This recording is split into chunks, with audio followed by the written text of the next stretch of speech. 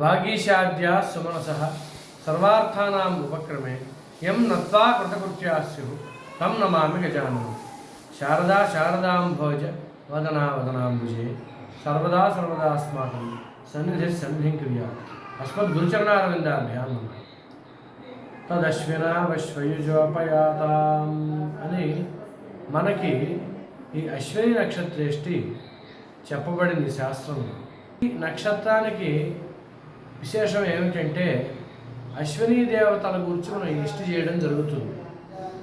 ఈ ఇష్టి ఆచరించడం ద్వారా అశ్విని నక్షత్ర దేవతల కటాక్షం కలిగి మనకి చెవుడు ఎప్పుడూ రాదు, మన రెండు చెవులు చక్కగా పనిచేస్తాయి అని చెప్పారు. మనకి చెవిటి దోషాలన్నీ పోతాయిటండి. సర్వేంద్రియాణం నయనం ప్రధానం అని మన కళ్ళని చెప్పినప్పటికీ ఏం జరుగుతుందో తెలుసుకోవాలంటే చెవులు కావాలి కదండి. వీళ్ళిద్దరూ కమల పిల్లలని, వీళ్ళిద్దరి యొక్క కటాక్షం వల్ల మనకి చెవులు చాలా శుభ్రంగా పనిచేస్తాయని వేదంలో చెప్పబడి. అయితే మనకి శ్రీమద్ భాగవతంలో ఒక విషయం మనం చూస్తే ఆయుష్కామః అశ్విని అశ్వినవు అని చెప్పారు. ఆయుష్కాముడైనటువంటి వాడు ఎవరైతే ఆయుర్దాయం కావాలి అనుకుంటాడో అతను ఈ అశ్విని దేవతలను ఉపాసించాలి. ఎందుకని అంటే ఆయుర్దాయాన్ని ఇచ్చేటువంటి వాడు మనకి నవగ్రహాల్లో శని, అట్లాగే ఆరోగ్యాన్ని ఇచ్చేటువంటి వాడు నవగ్రహాల్లో సూర్యుడు. ఈ అశ్విని దేవతలు సూర్యుడికి కుమారుడు కనుక మనకి ఆరోగ్యాన్ని ఇస్తారు. వీళ్ళని ఉపాసించడం ద్వారా పూజించడం ద్వారా గ్రహాల్లో సూర్యగ్రహం చాలా సంతోషిస్తుంది. అంతే కదండి, గణపతిని పూజిస్తే శివుడు పార్వతి సంతోషిస్తారని చెప్పాల్సిన అవసరం ఉందంటారా? అదేవిధంగా అశ్విని దేవతలను ఉపాసించడం ద్వారా సూర్య భగవానుడు మనకు ఆరోగ్యాన్ని ప్రసాదిస్తాడు. ఇలా ఉండగా జాతక చక్రంలో మనకి శని యొక్క మహాదశ అంతర్దశ ఇవన్నీ కూడా ఏలినాటి శని అని వీటి గురించి మనం బాధపడుతూ ఉంటాం. ప్రధానంగా శని ఆయుర్దాయాన్ని ఇస్తూ ఉన్నవాడైనప్పటికీ అనారోగ్యాల్ని చికాకుల్ని కలగజేస్తాడు. సాక్షాత్తుగా ఆయన సోదరులైనటువంటి అశ్విని దేవతలను ఉపాసిస్తున్నప్పుడు ఈ దేవతల కటాక్షం వల్ల మంచి ఆరోగ్యం సిద్ధిస్తుంది. ఆ ఏలినాటి శని మొదలైన వాటిల్లో కలిగే చికాకులన్నీ కూడా పోతాయన్నమాట. అది ఈ నక్షత్రేష్టిలోని విశేషం. ఇది కాక ఇంకా అసలు ఎవరైతే చికిత్సకులు అంటే వైద్యులు ఉన్నారో వారందరూ కూడా అశ్విని దేవతలను ఉపాసించాలి.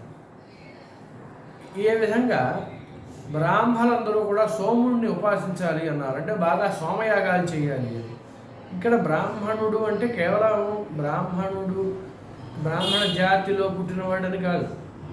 బ్రాహ్మణ ధర్మాలు ఆచరించే వాళ్ళందరూ కూడా సోమయాగ అంటే ఎవరైతే సాత్వికంగా ఉంటారో, జ్ఞానాన్ని సంపాదిస్తూ ఉంటారో వాళ్ళందరూ కూడా సోమయాగానికి ఉపకారం చేయాలి. సోమయాగాలు లోకంలో జరిగేందుకు సహకరించాలి.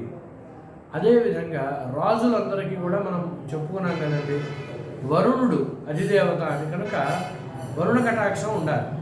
ఈ వైద్యులు ఎవరైతే ఉంటారో వాళ్ళందరికీ అశ్విని దేవత కటాక్షం ఉండాలి. ఉన్నప్పుడు వాళ్ళు చక్కగా రోగాన్ని ఐడెంటిఫై చేయగలుగుతారు, చక్కటి వైద్యం ఇవ్వగలుగుతారు. మనం లోకంలో సామెత చెప్పుకుంటూ ఉంటామండి, ఏమిటంటే హస్తవాసి మంచిది అని.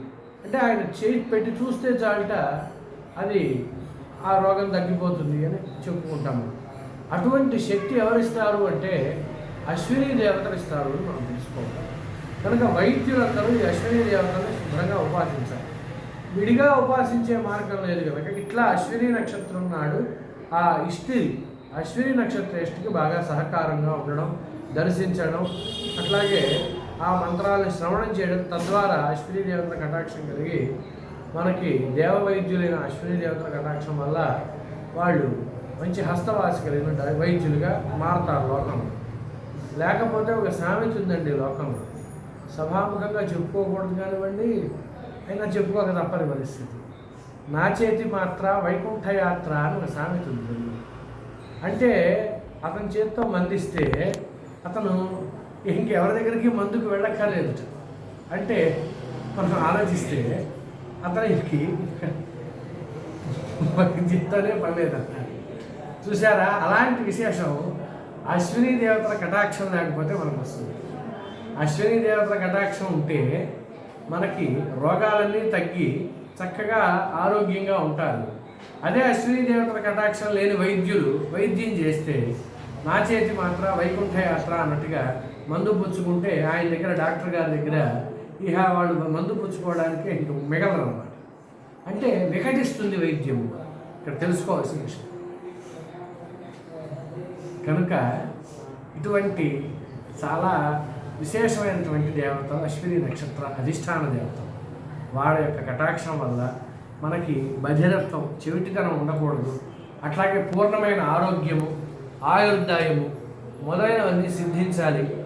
ఆ దేవతల కటాక్షం వల్ల మంచి వైద్యులు చక్కటి వైద్యం చేయాలి అని ఈ విధంగా అశ్విని దేవతల్ని అట్లాగే యజ్ఞపురుషుడిని ప్రార్థిస్తున్నాను. రెండుచింతల చంద్రశేఖరయాజులు గారి యొక్క నేతృత్వంలో ఈ రోజున అశ్విని నక్షత్రేష్టి వైభవంగా జరుగుతున్నది. సమీపంలో ఉన్న వారందరూ కూడా చక్కగా నక్షత్రేష్టిని దర్శించి తరించగలరు అని మరి ఒక మారు తెలియజేస్తున్నాను. స్వస్తి.